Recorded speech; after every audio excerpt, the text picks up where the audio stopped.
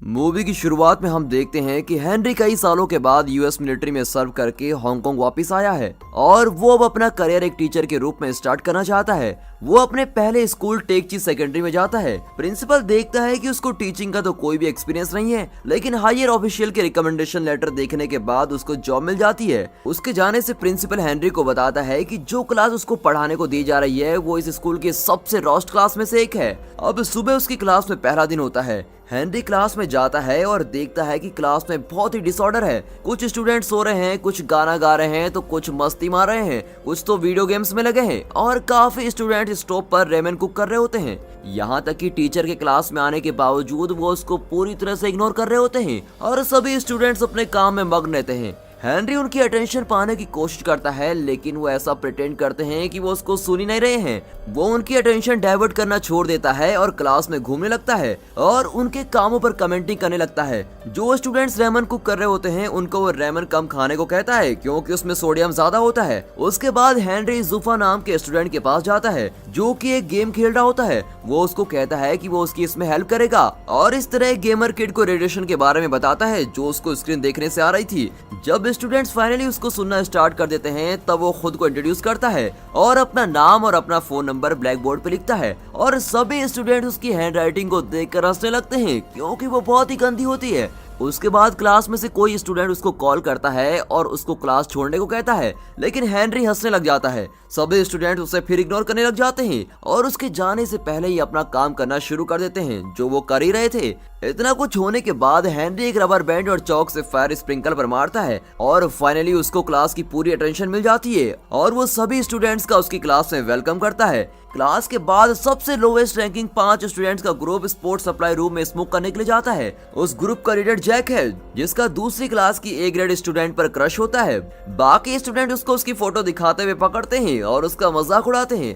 उस ग्रुप के students school basketball team के रिच स्टूडेंट से विरोध करते हैं। वो सप्लाई रूम में आते हैं और जैक का मजाक उड़ाते हैं जैसे उड़ाया करते थे क्योंकि वो बहुत ही गरीब होता है। बाद में जैक और उसके साथी उन्हें बास्केटबॉल की प्रैक्टिस करते हुए देखते हैं। जैक ग्राउंड में बोतल फेंक देता है जिसकी वजह से टीम का लीडर गिर जाता है और वो ग्रुप हंसने लग जाता है, लेकिन उनकी इंग्लिश टीचर उनको पनिशमेंट दे देती है। इस पनिशमेंट से बचने के लिए वो एक प्रैंक प्लान करते हैं और जब वो अपना डेस्क साफ कर रही होती है तो वो वहाँ से भाग जाते हैं और स्कूल प्रिंसिपल इससे बहुत ही स्ट्रेस हो जाता है क्योंकि एजुकेशन बोर्ड उनकी स्कूल की 20% एनुअल फंडिंग काटने वाला होता है।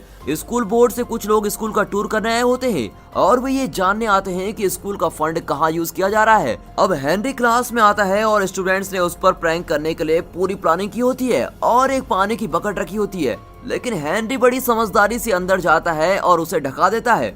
जो स्टूडेंट्स उसको मजाक उड़ाने के लिए इंतजार कर रहे थे वो एकदम शॉक रह गए होते हैं। हेनरी जैक से उसका सिगरेट का पैकेट मांगता है क्योंकि उसे पता होता है कि वो स्मोक करता है। जैक उसको पैकेट दे देता है और सोचने लगता है कि वो इसका क्या करने वाला है। फिर हेनरी जुफा से सिगरेट के 3 इंग्रेडिएंट्स के बारे में पूछता है जो सिगरेट में पाए जाते हैं। जब उसने सही जवाब दे दिया तो उसको एक दिन के लिए क्लास स्किप करने को कह दिया जाता है और ये देखकर सभी स्टूडेंट्स डेस्क को बजाने लगते हैं और क्लास स्किप करने की डिमांड करते हैं। जब वो लोग रुक जाते हैं तो हेनरी उनके हाथों में सिगरेट्स देता है और कहता है कि इसे एनालाइज करो। हेनरी जानता है कि अगर वो उनको डायरेक्टली बता देगा कि सिगरेट के इफेक्ट्स हेल्थ पर क्या होते हैं तो वो इसको सीरियस नहीं लेंगे, इसलिए उसने स्टूडेंट से पूछा कि सिगरेट पीने से क्या होता है और उन्हें एक्सप्लेन करता है कि तार कैसे उनके लंग्स में फॉर्म हो जाते हैं। पहली बार स्टूडेंट्स ने टीचर को अटेंशन दी होती है और पढ़ने में अपना इंटरेस्ट दिखाया होता है। अब बेल रिंग होने के बाद वो सभी स्टूडेंट्स को सिगरेट वापस करने को कहता है और स्टूडेंट्स उसे ना चाहते हुए भी वो वापस कर देते हैं। उसी दिन कैफेटेरिया में बास्केटबॉल का कैप्टन जैक के एक फ्रेंड ब्रूस को उसके पैरों पर गिरा देता है जिसकी वजह से ग्रुप में बहस होना स्टार्ट हो जाती है और बाद में ये फाइट में बदल जाती है। वो एक दूसरे पर कूद रहे होते हैं और एक दूसरे पर टेबल फेंकते हैं और उस जगह को पूरी तरह से खराब कर देते हैं। बाद में हेनरी को बताया जाता है कि लड़ाई शुरू करने की वजह से उसकी क्लास के 5 स्टूडेंट्स को टेम्पररी सस्पेंड कर दिया गया है। हेनरी देखता है कि जैक अपने अपोनेंट के साथ हॉल के रास्ते में लड़ रहा है। हेनरी उसको हटाता है और शांत होने को कहता है। अब जैक स्कूल को ब्लेम करता है कि वो रिच किड्स को पनिशमेंट नहीं देता। उस दिन स्कूल खत्म होने के बाद हेनरी इन 5 स्टूडेंट्स की फाइल चेक करता है ताकि वो उनके बारे में ज्यादा जान सके। पहला बच्चा जुफा है जो पाकिस्तान इमिग्रेंट का बेटा है जिसकी वजह से उसके साथ भेदभाव किया जाता है। उस पर कई बार उसके पड़ोस उससे पुलिस ने चोरी करने का इल्जाम भी लगाया है और उसका सिर्फ एक ही सपना है कि वो म्यूजिशियन बना रहे। सेकंड स्टूडेंट डेनन है, जो अपनी बर्थ से अपने पापा से नाराज ही रही है क्योंकि उसके पापा को एक लड़का चाहिए था। उसने पूरी जिंदगी अपने पापा से रिस्पेक्ट लेने में ही निकाल दी। उसने अपने बाल भी छोटे करवा लिए थे और कार्ड से खेलना भी शुरू कर दिया था और लड़के की तरह जीना भी शुरू कर दिया था। फिर भी उसके पापा उसकी केयर नहीं करते थे और उसके छोटे भाई को प्रिंस की तरह ट्रीट करते थे। और उसके बाद दो भाई होते हैं, ब्रूस और क्रिस, जिनकी माँ उनको बचपन में ही किसी और के साथ भाग गई थी। इसकी वजह से उसके पापा ने शराब पीनी शुरू कर दी और उन दोनों भाइयों को एक दूसरे का सहारा था। ब्रूस ने रियलिटी से बचने के लिए खुद को वीडियो गेम्स का आदी बना लिया होता है और क्रिस ने ग्रोसरी स्टोर पर जाके पैसे कमाना शुरू कर दिया होता है। अब आखिर में हेनरी को जैक की फैमिली बैकग्राउंड के बारे में कोई इन्फॉर्मेशन नहीं मिलती। इस सीन में हम देखते हैं कि जैक एक रेस्टोरेंट में वेटर का काम करता है और वहाँ पर एक MMA बैटर जानिंग रेस्टोरेंट में अपने बिजनेस पार्टनर के साथ आता है। जब जानिंग नहीं देख रहा होता है तब जैक उसका फैंसी लाइटर चुरा लेता है, लेकिन बेचारा पकड़ा जाता है। जानिंग के आदमी उसको खूब मारते हैं और उसकी आईडी चेक करते हैं। अब वो ये जान लेते हैं कि ये तो एक स्टूडेंट है और वो उसको कुछ पैसे दे देते हैं और उसको फूड डिलीवरी मैन की जॉब भी ऑफर करते हैं। हेनरी ज़ुफा के घर जाता है और देखता है कि ज़ुफा वहाँ से अपने पापा और साथियों से टिकट चुराकर भाग रहा होता है। पहले वो उसको भागने में हेल्प करता है, लेकिन ये पता लगने के बाद कि वो क्यों भाग रहा है, वो उसके पापा की साइड ले लेता है। उसके बाद वो और ज़ुफा ब्रिज में जाते हैं। ज़ुफा को मोटिवेट करने के लिए जो भी वो करना चाहता है, वहाँ हेनरी स्ट्रीट के बैंड के साथ परफॉर्म करना स्टार्ट कर देता है। थोड़ी देर बाद ज़ुफा भी उसको ज्वाइन कर लेता है और पहली बार स्कूल में बुलिड होने के बाद लोगों के सामने गाता है। ब्रूस और क्रिस के पापा घर लेट आते हैं और उनको स्टोर से बियर लाने को बोलते हैं। जब वो मना कर देते हैं तो उन पर वो चिल्लाता है और उनको घर से बाहर जाने को बोलता है। और अगले दिन हेनरी उनके पापा से मिलता है और उन्हें उनके बच्चों के लिए रिहैब जाने को कहता है। डेनन के पापा उसके लिए मेकअप बैग लेकर आते हैं और उससे कहते हैं कि लड़कियों की तरह रिएक्ट करो, लेकिन डेनन उस पर हमेशा की तरह बहुत ही गुस्सा हो जाती है क्योंकि इसको हमेशा ऐसा फील करवाया जाता है कि वो अच्छी नहीं है। वो सारा मेकअप अपने छोटे भाई को लगा लेती है और वहाँ से कार की कीज लेकर भाग जाती है। वो ड्राइव करने ही वाली होती है कि हेनरी उसको रोक लेता है और कहता है कि लाइसेंस के बिना ड्राइव करना बिल्कुल इलीगल है और वो उसका कोई अल्टरनेटिव देता है। इसके चलते ही वो गो कार्ट रेस में हिस्सा ले लेती है और हेनरी उसके पापा को भी इनवाइट करता है और उसको रेस में जाने को कहता है। वो दोनों रेस के दौरान एक दूसरे को कोई दया नहीं दिखाते और एंड में दोनों ट्रैक के बाहर आ जाते हैं। वैसे ही डेनन की गो कार्ट को एक व्हीकल हिट कर देती है, लेकिन वो अंदर से बच जाती है। इस बात से अनजान कि उसकी बेटी बच गई है, उसके पापा उसके मरने का शौक बनाते हैं। डेनन के पापा रियलाइज करते हैं कि वो उसको प्यार करते हैं और उसको गले भी लगा लेते हैं। अगले दिन स्कूल में ब्रूस और क्रिस एक ग्रुप के साथ रिहैबिलिटेशन सेंटर में एक रिकवरी अल्कोहलिक का इंटरव्यू लेने जाते हैं। वो सरप्राइज हो जाता है क्योंकि जिसका वो इंटरव्यू लेने आया है वो उसके पापा है। स्टूडेंट्स उससे पूछते हैं कि उसने ड्रिंक करना कैसे स्टार्ट किया। वो आदमी कहता है कि वो अपनी वाइफ से बहुत ही प्यार करता था, लेकिन वो उसको उसकी जिंदगी के सबसे कमजोर वक्त में छोड़ के चली गई और उसने ड्रिंक करना फिर शुरू कर दिया। और वो ये भी भूल गया कि उसके 2 बच्चे भी हैं जिनकी केयर करनी थी। वो आदमी ये नहीं बताता कि वो दोनों बच्चे ब्रूस और क्रिस ही हैं, पर वो उनसे माफी मांगता है। आखिर में दोनों भाई रो रहे होते हैं। कहीं और जैक ने बैटर जेनिंग के लिए काम करना शुरू कर दिया होता है। वो जैक को काफी ज्यादा पैसे भी ऑफर करता है कि अगली गेम में फाइटर्स को ड्रिंक में ड्रग्स मिला के देना। जैक ये नहीं करना चाहता था, लेकिन उसको ऑफर एक्सेप्ट करने के लिए फोर्स किया जाता है। फाइटिंग के दिन जेनिंग अपने फाइटर को स्पॉन्सर करता है और उसके हारने पे पैसे लगाता है। जैक उसको ड्रिंक्स में ड्रग डालता है, लेकिन पकड़ा जाता है। अब इससे पहले कि वो जेनिंग पर इल्जाम लगाए, उससे मारना शुरू कर देते हैं और लॉकर में बंद कर देते हैं। थोड़ी देर में हेनरी वहाँ पर आता है, तभी एक आदमी उसको वहाँ से जाने के लिए कहता है, लेकिन जैक लॉकर से हेल्प करके चिल्लाता है। अब ये जानने के बाद कि वो ट्रैप्ड हो चुका है, हेनरी उन पर अटैक करता है और उन पर भारी पड़ जाता है।